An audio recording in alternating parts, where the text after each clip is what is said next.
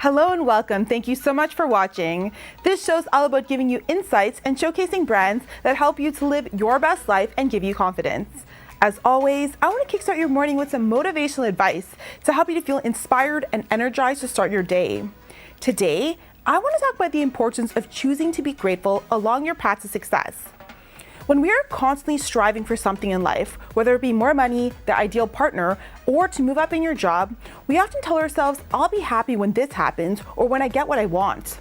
The problem is, constantly striving can wear our minds and bodies out because we put so much stress and emphasis on procrastinating our happiness to only when we achieve our goals. Choosing to be grateful along the way of every milestone is the key to true and fulfilling happiness. It allows us to relish in every success we have, whether big or small, bringing on an overwhelming sense of gratitude and happiness. Procrastinating our happiness to only when a goal is fulfilled is counterproductive because there will always be another goal and another milestone to conquer. Gratitude on seeing how far you've come and for each milestone brings more good things to you because you understand the obstacles you've had to overcome to evolve into the person you are today. Goals are a tool to concentrate our focus and move us in a direction. The true reason we pursue any goal is to cause ourselves to expand and grow. Remember, achieving a goal by itself will never make you happy in the long term. It's who you become and the progress and small victories you celebrate along the way that will give you deep and long-lasting fulfillment. Stay tuned. Coming up after the break. So I want to ask you, what are 3 things that you think have separated you from other people and made you successful? 3 traits. I'm truly passionate about what I do. So, a lot of people get into fitness part-time, make a little extra money, don't know what to do, but like to work out, but they don't really love the science of it, helping people with it. If you're not passionate about something, I really don't believe that the universe, God, and serendipity, fate, insert whatever, noun you want there, will conspire on your behalf. Next up on the show, we have one of the world's leading health and wellness experts, Jillian Michaels. She is also the creator of the Jillian Michaels fitness app. Jillian, thank you so much for being on the show today. It's great seeing you. How are you doing? I'm doing great. How are you? I'm doing good. It's we have pretty nice weather here in Toronto, so I'm happy. Usually it's very cold at this time, but the weather's been really nice, so no complaints. I like that. I've been hearing that a lot. I have friends in Chicago and New York who are saying it's in the 70s. Meanwhile, it's been 50 in LA. Yeah. You guys are lucky though. You guys have nice weather all year round, so it's not a bad thing. No, it's not. I'm very grateful for that. So it's such an honor for you to be on the show. Let's dive into your background. So when did you realize health and wellness was something that you wanted to pursue as a career? Gosh, how can I make that a shorter answer? Let's see here. I fell into it as a kid in my late teens, 17, 18. And I was training for my black belt at the time. And people saw me in the gym working out and they thought I was a trainer. So they approached me about training them. And I was like, I wonder how much money I could make doing this. Because I think I was making $5 an hour delivering pizza at the time. Wow. God's honest truth. And so my mom, thank God, had the foresight to get me my first little certification. So I started doing it when I was 17, 18, loved it. And then by the age of 24, I thought maybe I should get a real job. Surely I can't do this the rest of my life. Got a real job, never made less money, never been more miserable. Got out of that job by 27, fell back into training because I had to pay bills. Got a call one day from a client who was in tears because she felt her hip bone for the first time in 8 years. Wow. And at that moment, I was like, all right, I love this. I've always loved it. I'm good at it. It brings a lot of meaning in my life. And that's when I committed to doing it as a career, and it became a process as a businesswoman to try to figure out how to make good money at it so it wasn't constantly hand to mouth. But that really was the actual defining moment, was when I was 27 and, got that call, and I thought, all right, I gotta, this is what I love. Now I gotta make a career out of it. Yeah. And have you been surprised by all of your success? Because it's been incredible. I think that I am the classic example of luck, right? Which is preparation meeting opportunity. So I believe everybody gets an opportunity, and then it's your job to be prepared. Yeah. So I'm very good at preparing myself for opportunities.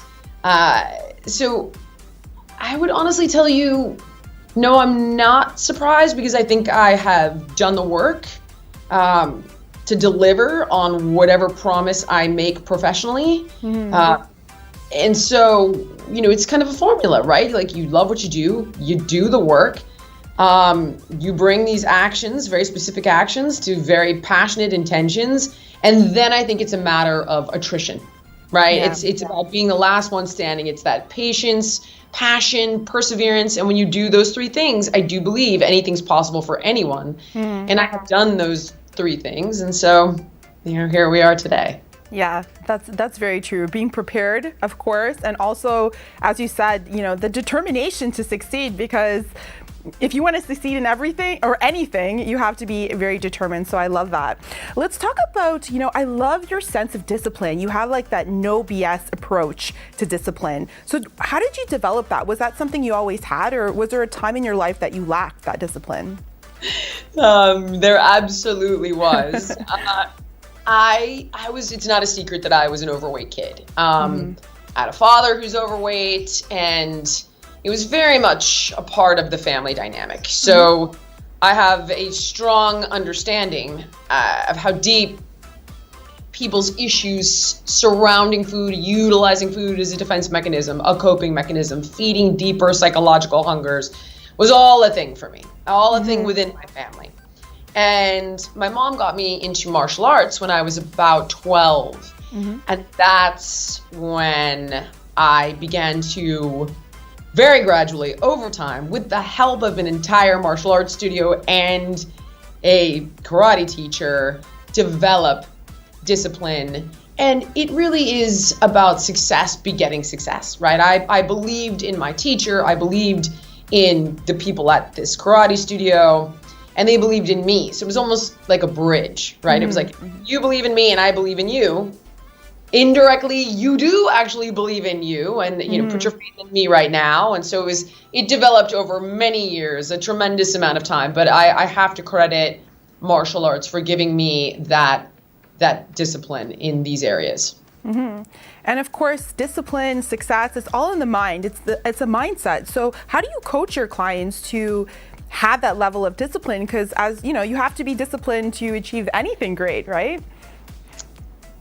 It's a process. Really, I literally wrote an entire book about it. I'm like, how do I give this to you in a nutshell? The first part is empowering them. So one of the things that I used to do on Biggest Loser, I would say there were 3 benchmarks I needed to hit, or needed these individuals to hit, before they went home. The first one was they had to take responsibility, because if we can't take responsibility for where we are, no matter how unfair life has been, no matter, because there are times in our lives where we are victims, period, end of story, there are. But then we grow up, right, and we perpetuate these patterns. It's actually called a repetition compulsion, because we think we can master it, right? We're going to do the same thing over and over, whether it's a dysfunctional relationship or whatever it might be, because we're trying to get a different outcome. And we think if we get a different outcome, we won't have to grieve whatever happened in the past. So anyway, it begets this negative self-talk, destructive patterns and behaviors. So the first thing is helping someone realize, as hard as it might be, that they are currently responsible for where they are now. And if they cannot accept that, they're fundamentally disempowered to change, because you're a victim, so you have no power or control. That's one. Number 2, they kind of need a rock bottom moment. Yeah. No matter what it is, it could be health, it could be business, it could be relationships, where they feel the pain and the hardship of engaging in whatever behaviors or habits are holding them back, so much so that it hurts more to continue doing the things they're doing that are sabotaging them than their fear and the work associated with change. And then the third thing is they need a success. So you look at an individual, right? And you go, all right, I need to give you a success within your learning zone. So for example, if you're crawling, right, I want to get you to stand. If you're standing, I want to get you to take a few steps. If you're walking, I want to get you to jog, and so on. So the person who's crawling and get them to sprint. You look at that learning zone and you go, all right, this is where I need to get them. This is within their reach. With the right coaching and the right information, I can get them there. You give somebody that first success, and then of course it's exponential. It begets success because it starts to gradually redefine the way they see themselves, what they believe they're capable of.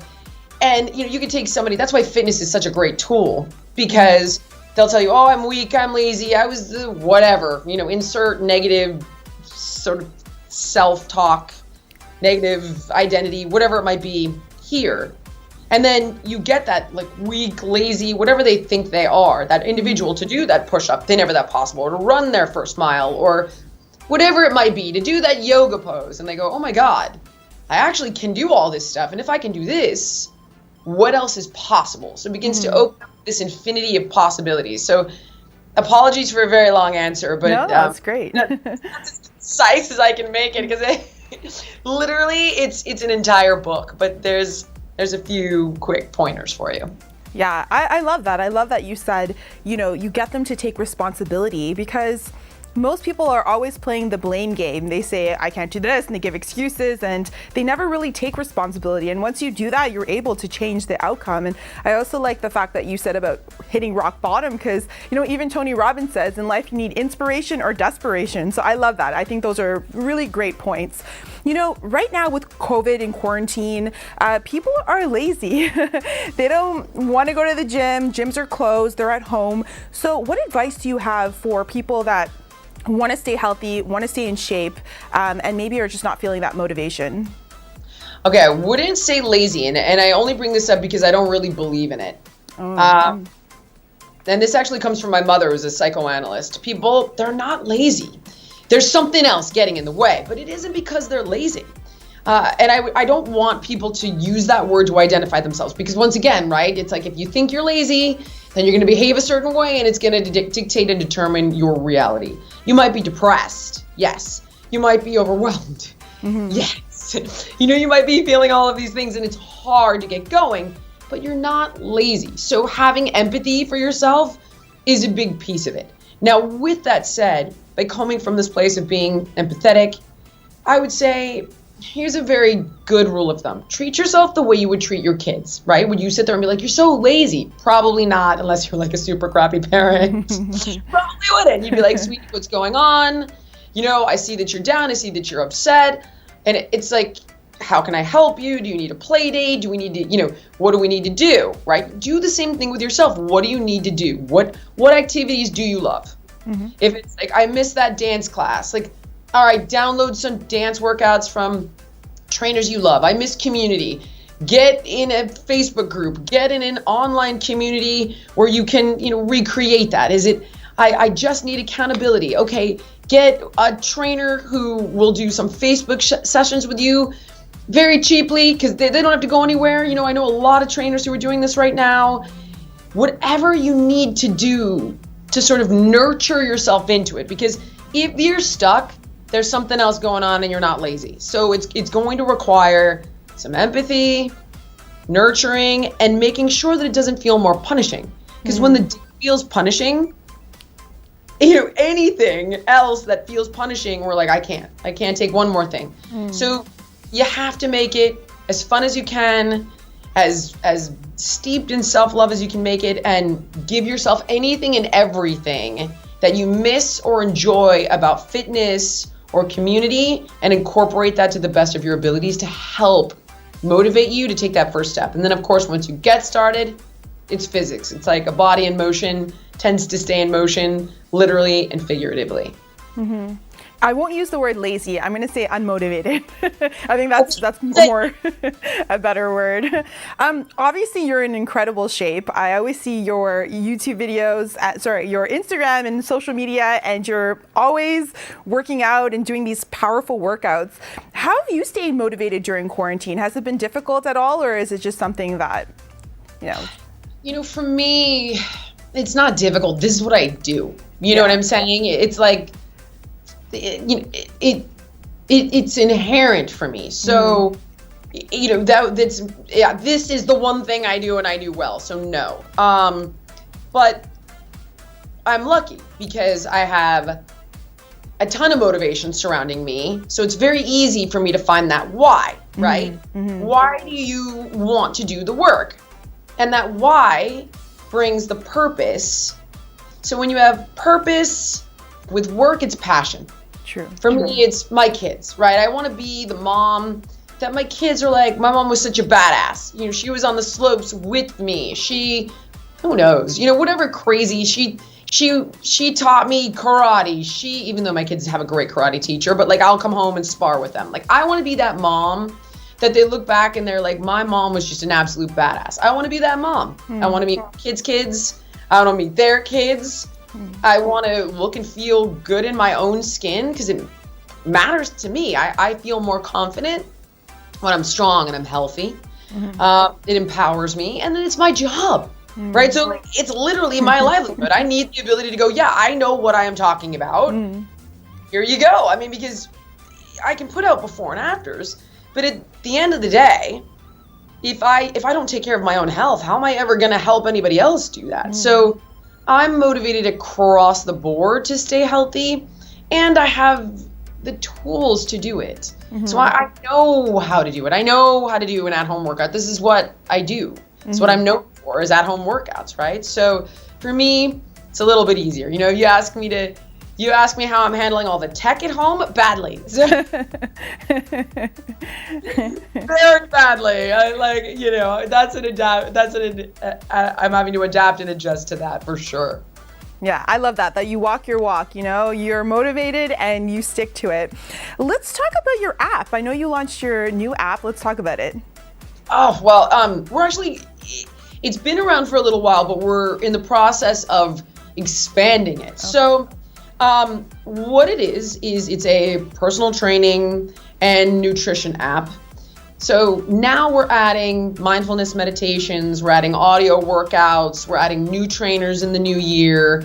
And the whole idea is you go to the app, you download it, and you're asked a series of questions like, what is it that you want to do? What's your current fitness level? What is your fitness goal? What types of workouts do you like? Do you want HIIT workouts, yoga workouts, prenatal workouts, kickboxing workouts, weight training workouts, workouts with no equipment?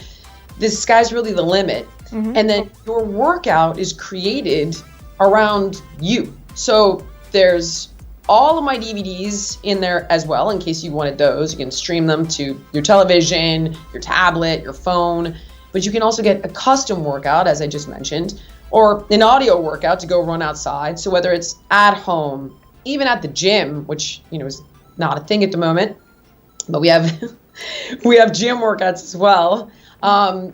Outdoors, whatever it might be, the idea is how can we take the science of fitness and nutrition and wrap it around the individual so it's easier. And it's the same for food. So we have our team of registered dietitians who've created thousands of recipes. So you can literally say, I want the vegan meal plan.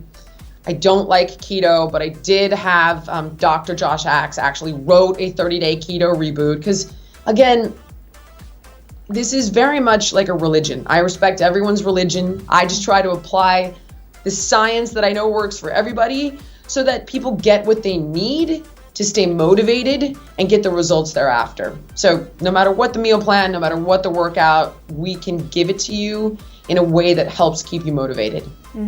I like that you touch base on nutrition because that's very important. And people are home right now, and a lot of people are binge eating because they're working from home and spending more time than usual at home. So what advice do you have for someone that wants to stay healthy but is finding it hard, especially staying at home and snacking all the time? I know. Well, okay, there's two components. There's the actual science, because I'm a firm believer that if I give somebody the information, at least they know it, and the choices they do make will yield powerful results. Because a lot of times I see people going, I don't know what's going on, I'm eating healthy, and I was like, all right, what does that mean? And they'll tell you, oh, avocado and this and that, and it's like, that's great, but you just ate 3,000 calories today. So here's the bottom line. If you don't overeat, right, you can't gain weight. So essentially, think of it like a checkbook, okay? You burn so many calories in a day. So that would be like money you have coming in, right? Mm-hmm. And then we eat so many calories in a day, which would be money you're spending. You need to balance that checkbook. So if you're burning 2,000 calories in a day, you don't want to eat over 2,000 calories in a day, and you won't gain weight. Even if the food is crap, which I do not want you to do.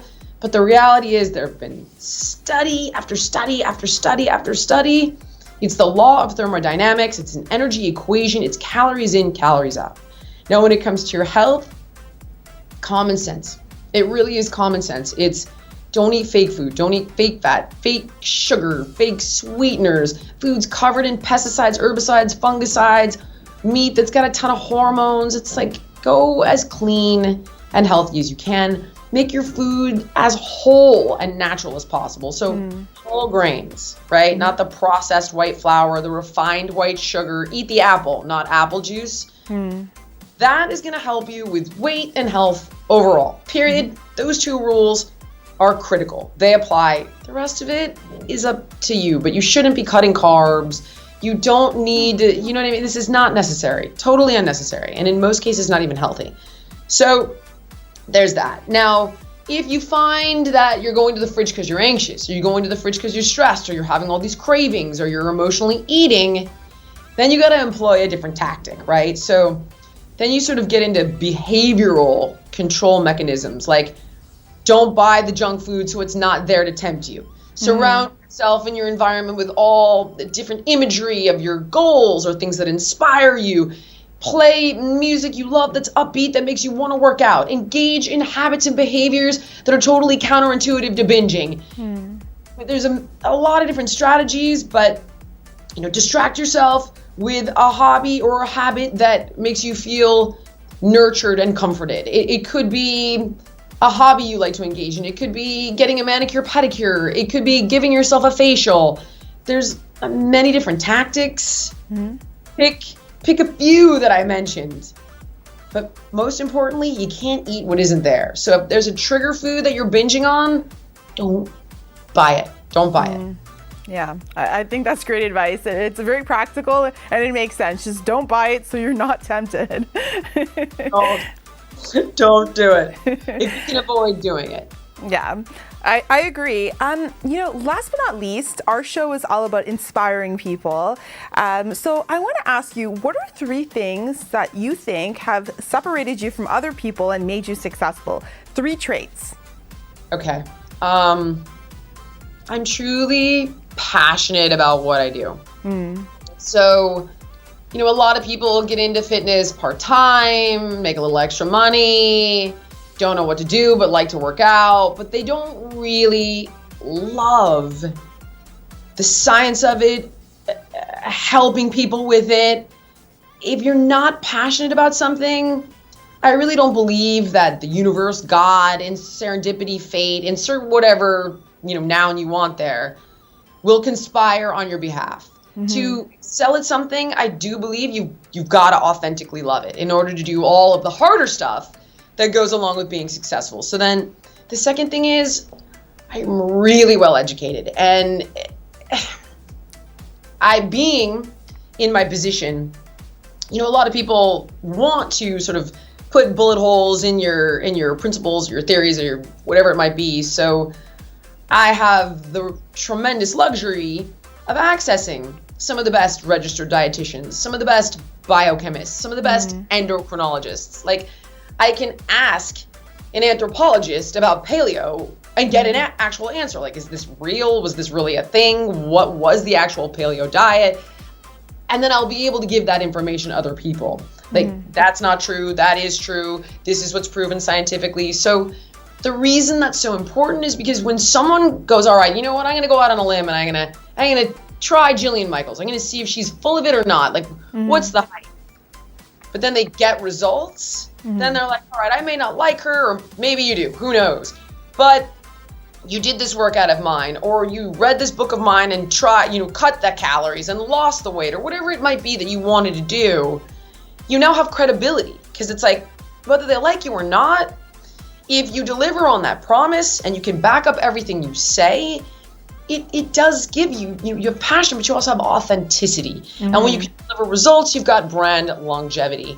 And I think the third thing is, I just don't take anything personally. You know, if you are going to pursue a career and you eventually develop a modicum of success, people are gonna, they're gonna go after you. They're not gonna like you. They're gonna, who knows, could be a million reasons.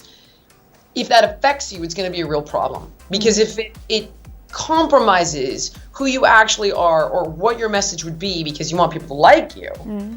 And I mean, I'll give you an example that's not a popular one. You will never catch me saying that it's healthy to be morbidly obese. It's just not true. So while I can make a heck of a lot more people like me by telling you that, right? It's not true. And deep down, they know it's bullshit. I don't know if I can say. Yeah. It's not true. So whether they hate you for saying it, I think that, there's deep down, there's a level of like, all right, well, at least she's brave enough to say it. At least she's telling me the truth, and I can at least trust that, even if I hate her. Those things I think have made me stand out, because I've watched so many fitness experts, and I get the messages behind the scenes. It's like, oh, I'm so glad you said it. I'm like, say it. You can say it too. You're a doctor. You can say, I was the first one to come out against keto. It was ridiculous. Then a year later, all of a sudden it was listed by doctors as the most unhealthy diet in America. And it's like, where have you guys been? Yeah. Where have you been? But they're like afraid to say something. So I think that authenticity, that passion, and that integrity are critical. Well, we can definitely feel your passion, and I love that you're really authentic. You say what's on your mind, and people feel it and love that about you. So thank you so much, Jillian, for being on the show today. I really appreciate it, and congratulations on all your success. Oh my gosh, thank you for having me, and I hope we get to do this again sometime soon. Yes, anytime. Thank you, sweetheart. Tag TV is available on Roku, Amazon Fire TV, Apple and Android TVs, as well as on Apple and Android phones. Watch us live through YouTube and Facebook.